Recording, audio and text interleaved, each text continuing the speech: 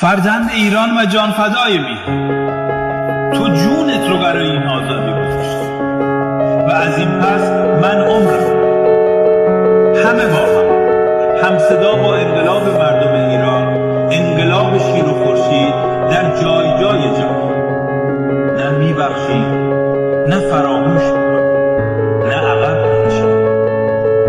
شاید بتونن بعضی از گلهامون رو ببرن، اما نمیتونن جلوی بهار رو بگیرن. تا روز آزادی، تا روز پیروزی، زنده باد ایران.